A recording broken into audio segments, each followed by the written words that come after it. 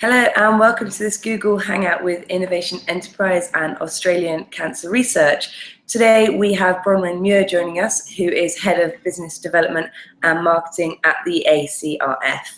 Bronwyn will be joining us at the Chief Marketing Officer Summit, which comes to Sydney this October 5th and 6th.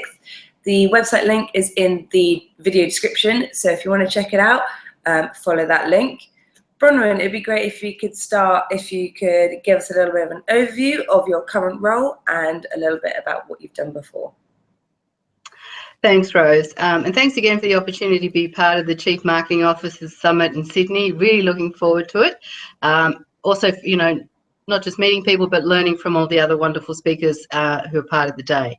So I've been with the Australian Cancer Research Foundation for just around 2 months now.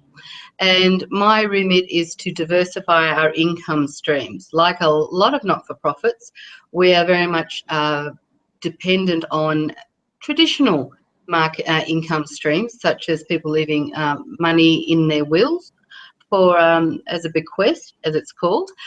So my role here is to look at that and to also look at our communication strategies and marketing strategies as well. So prior to coming here, 4.5 years with Diabetes New South Wales, and before that 13 years with the Australian Red Cross as their National Direct Marketing Manager and Disaster Appeal Manager. So, and before that, yes, I'm pretty old, I was with a few corporates as well. So I'm very lucky that I have a nice mix of both corporate and not-for-profit experience. Yeah, absolutely. So we're going to just have a bit of a discussion kind of about the key themes that will be emerging at the event and that all our speakers will be discussing. So firstly, obviously kind of digital development has had a huge effect on marketing. For you, Bronwyn, what has been the biggest change? So one of the exciting things about the development in digital marketing over the years is that ability to connect one-on-one with our supporters and donors. So by using technology to drive engagement.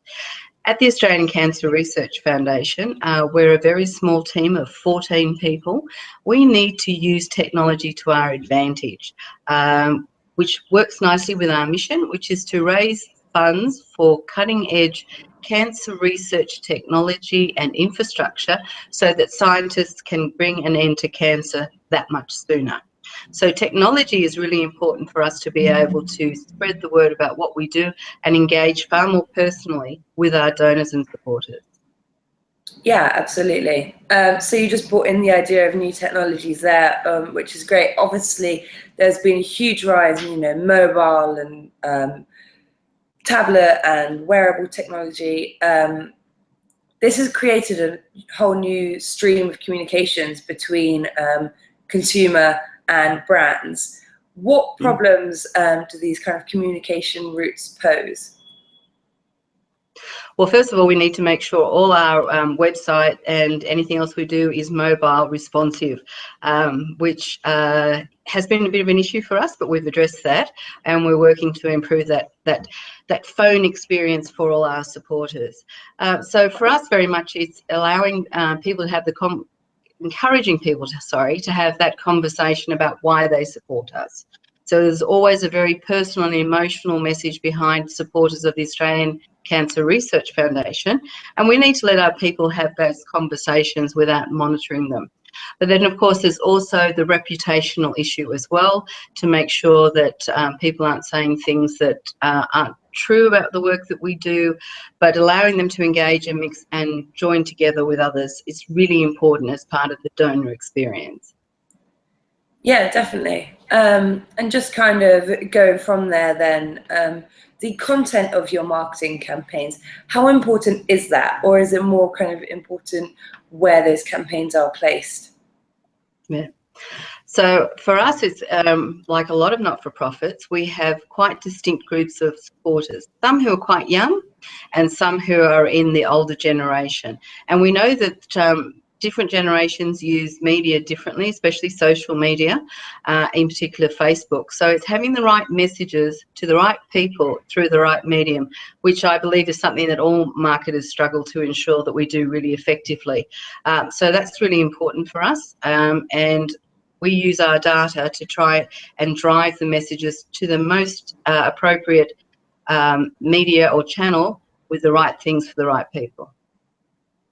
Absolutely. And you just touched on social media there.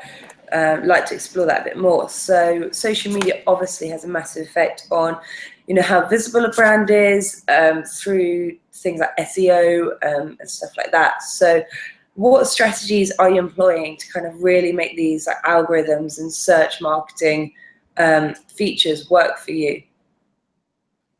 So we're very fortunate here at the Australian Cancer Research Foundation is that we have a senior communications manager who has a lot of experience with SEO. But we also leverage that through an agency we're also fortunate to work with. But we use donors' words, our supporters' words, and the language that they use when they talk to us to expand our AdWords, etc. And how we, the things that we write about on our website and the images that we use, to make sure that what we're saying and what our donors and supporters are saying marries up to increase our presence. Google AdWords, we're very fortunate as a not-for-profit that we are able to have a grant from them, which enables us to buy some AdWords at a very reasonable rate, and we invest heavily at certain times of the year, when I say heavily, for us heavily, to increase our presence online. Yeah, absolutely. So a big kind of trend emerging in the last couple of years is this sort of personalization of communications between brand and consumer.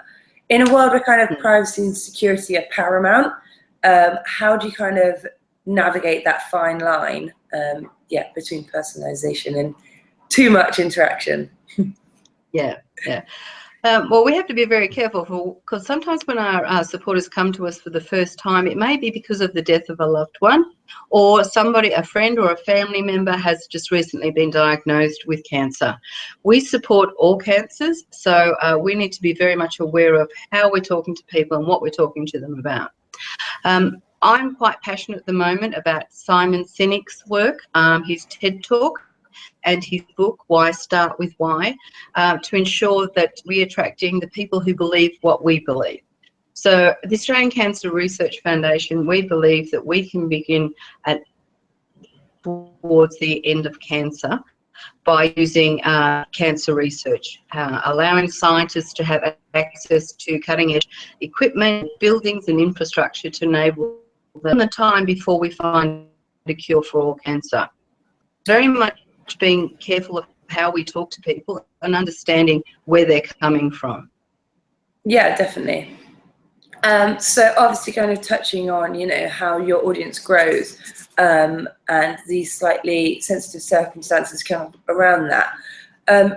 Do you find there throws up difficulties trying to balance that diversity and audience growth, but still trying to stay loyal to that kind of community that you've built over the years? Yeah. So the community is really important for us, and understanding how people in a social sense connect and how they talk about the things that they're passionate about.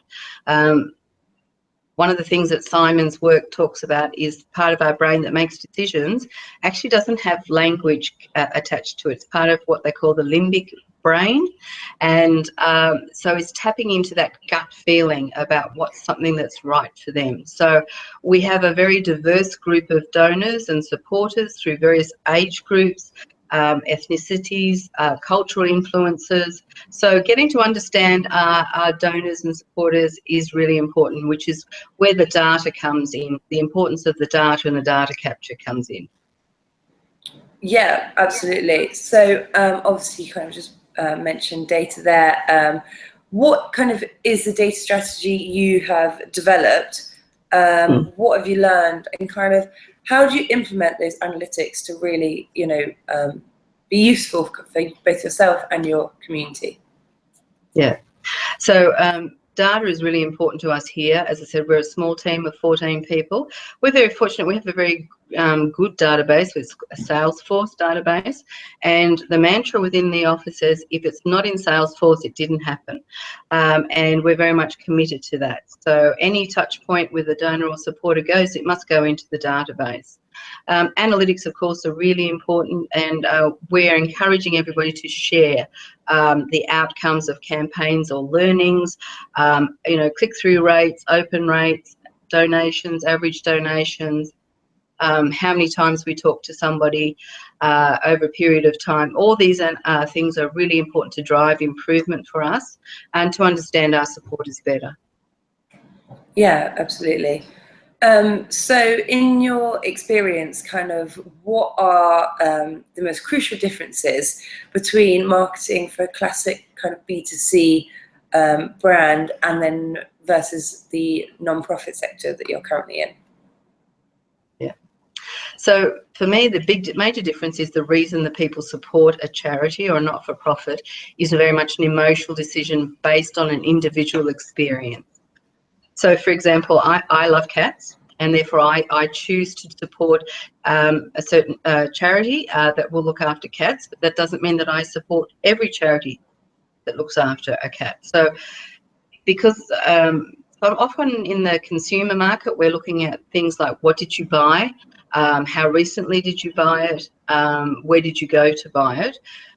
Supporting a charity is very much an individual thing created through a personal experience, and that's the difference. It's that decision who you're going to support. Once looking after donors is very much like looking after customers. You need to make sure that you answer them, you respond to them, you give them information, you engage on a journey with them. So those similarities continue through. I just believe it's how they make that decision, that emotional decision, what happened in their life to make them decide to. Yeah, definitely. Kind of a crucial point for where you are now. So just to really kind of round off the discussion, really like to get your thoughts on what you see as the key trends that both yourself are adopting and also kind of the wider industry as a whole over the next couple of years. Yeah. Well, certainly I think that consumers now are far more savvy about marketing, so they're expecting a lot more from us. They're looking for personalisation, they're looking for privacy, they're looking to know their data is secure. They're looking for an experience that can work for them on whatever platform they're on at the time. So the mobile thing, which you touched on earlier, is particularly important, having the devices being able to engage correctly. I think there's also something around wanting to be more part of the organisation, especially for not-for-profits, feeling like they belong, which they do very much inside everything we do. No, definitely a great point to end on. So that's kind of everything from my end, unless you have anything else to add. Really looking forward, Rose, to the 2 days, the 5th and 6th of October, the Chief Marketing Officers Summit. I'm so looking forward to all the speakers who are going to be there and all the people that I'm going to meet. And I just want to thank you for that Innovation Enterprise, for that opportunity to be part of it all. And please come and see me and say hello. Thanks, Bronwyn. So yeah, as I said, guys, the website link is in the video description, so go and check that out. And yeah, looking forward to seeing you in October at the Chief Marketing Officer Summit, Bronwyn. Thanks a lot, Rose. Thanks. Bye.